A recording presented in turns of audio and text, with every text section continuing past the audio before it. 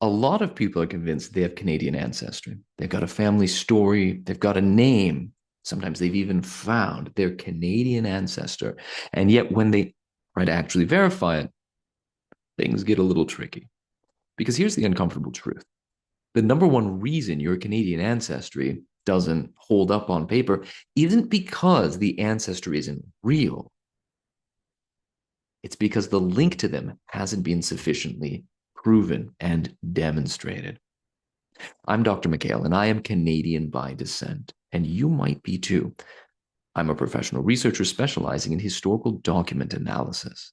I help people locate, interpret, and organize the genealogical records they need to demonstrate direct descent from a Canadian ancestor.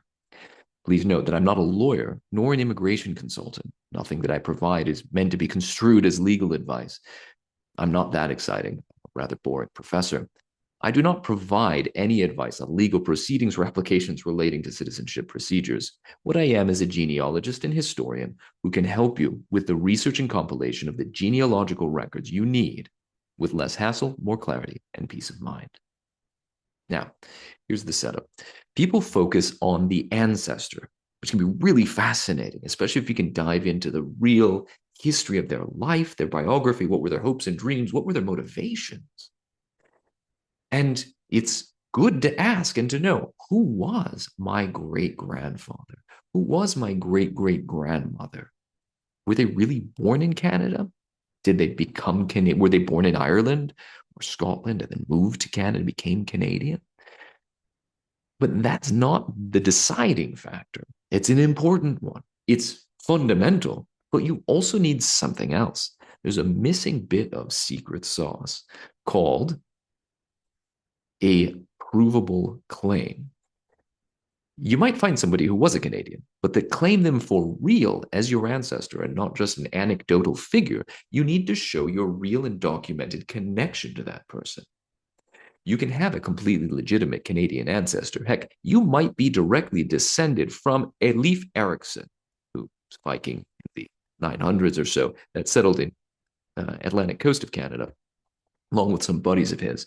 But you have nothing usable if you can't connect yourself to that person step by step, which might be pretty hard if you're trying to reach back 1100 years or more.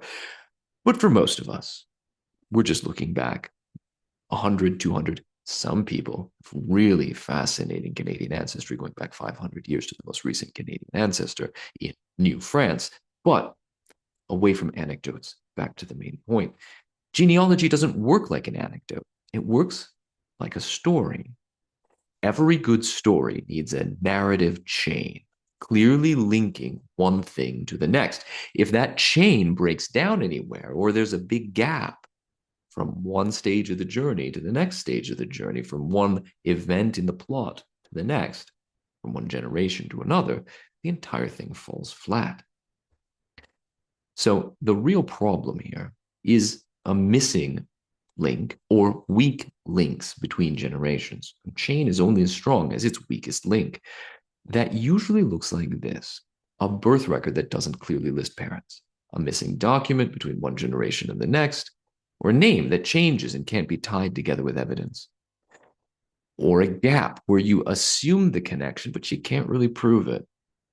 Even a single unclear link is enough for the thing to break down. And once doubt enters the chain, everything else after that becomes questionable. That's why people say, but I know he was my ancestor. And the only thing I can answer is that, well, that may be true. You still need to demonstrate it. There's a common points where things tend to fall apart.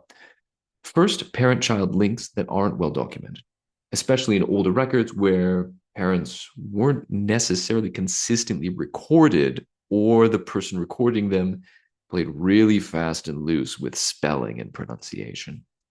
Second, name inconsistencies related to that previous point. Different spellings or the anglicization of names, be they originally Francophone, Italian, Ukrainian, First Nations, any of that. When they become anglicized, you often see different versions of the same name. Also, in certain cultures, and I'm looking particularly at Francophonia here, is the the tradition of giving multiple first names, so like Jean, Marie, Pierre, Francois, and then last name, that person might choose to be identified by any one or more of those multiple first names. And they may give different first names at different points in their life when it comes to censuses, other records, birth, marriage, all of that down the line.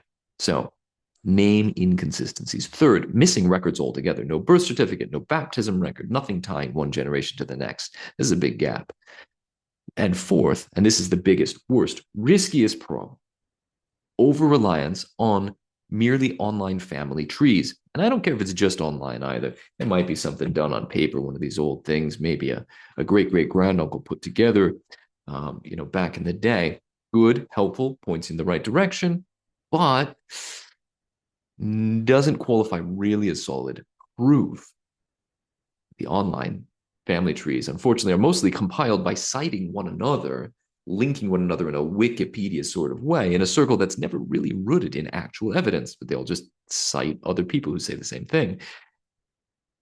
But where's the beef, right? It's a nice tree, it's a fluffy tree, but where's the thing that grounds it in reality? Now, that doesn't mean that the facts in those family trees aren't true. They might be. They often are, but they're just unreliable in their current state. Those trees can point you in the right direction, but unless every connection is backed by actual records, it doesn't really hold up. So a strong lineage is really a simple concept. This is what a solid chain looks like. Every generation is connected by a clear, consistent documentation. A child is linked to a parent. That parent is linked to their parent, and so on, without gaps and contradictions. The kinds of documents you need to demonstrate that might vary based on the place and the time, the century, the epoch. What are the kinds of documents that are actually available in those places at those times? And we make sure that the names align, that the dates make sense. You don't have somebody with a birth record saying they were born 2 years after they were married, for example. The relationships need to be explicit, not just assumed. You can't take a census record and say, well, these people were part of the same household. That must be mom and dad, or these must be brothers and sisters. Oftentimes, that's not the case. Now, it doesn't need to be perfect, but it does need to be coherent and clear and complete. So if your Canadian ancestry doesn't quite hold up on paper, it's usually not because the ancestor is wrong, but because the chain isn't clearly intact. That's the difference between, yeah, somewhere back there I have a Canadian ancestor, and I can demonstrate that with a clear line of descent. Those are two very different kinds of statements. And my goal is to help you get from the one to the other. And that difference comes down to one thing: moving from being a mere anecdote to constructing a solid narrative structure. So if you're hitting a wall with your family line, there's almost always because there's a break somewhere in that document chain. Finding it and fixing it is precisely what turns a loose anecdote into a clearly documented history. If you're stuck trying to figure out whether your family line actually holds up on paper, that's where I can help you. Thank you for watching. If this applies to you or someone you know, please share this video with them. And click the link to see how I can help you or someone you love or a distant relative, and let's be in touch.